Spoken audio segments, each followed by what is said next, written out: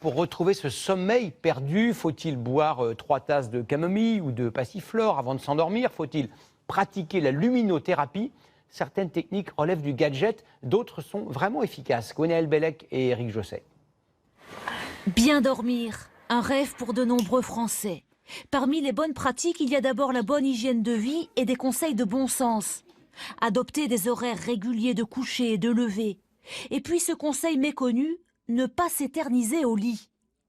Ce qu'on recommande, c'est d'abord ne pas passer trop de temps au lit, de manière à concentrer le sommeil dans les périodes où on va dormir.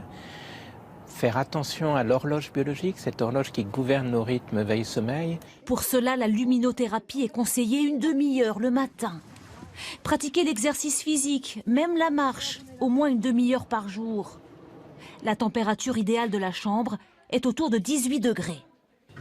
Un marché s'est développé autour du sommeil sans que cela fasse beaucoup mieux dormir les Français. Dans ce magasin, tout un rayon dédié, différents objets qui vont surtout aider à la relaxation, favorable au sommeil. Le dodo, c'est un petit boîtier, comme un métronome un petit peu, qui va projeter de la lumière au plafond et vous allez devoir caler votre respiration dessus. Et donc, partant de là, ça va vous faire baisser le rythme cardiaque et favoriser l'endormissement. À 50 €, c'est l'objet le moins cher ici. Sont aussi apparus sur le marché des objets connectés qui promettent de surveiller la qualité de votre sommeil.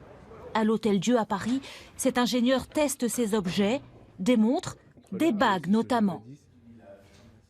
Ils ne vont pas améliorer le sommeil, ils vont juste mesurer un temps de sommeil.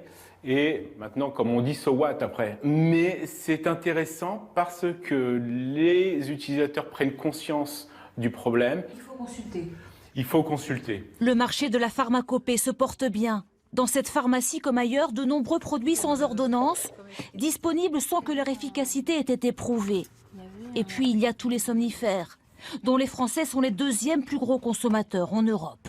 Tout ça, je le déconseille très fortement à ma patientèle. Mais certains continuent à le prendre depuis plusieurs mois, voire des années. Depuis plusieurs dizaines d'années, avec plein d'effets secondaires. Il est pourtant possible de mieux dormir sans médicaments. Pour ceux qui n'y arrivent plus, il y a les centres du sommeil.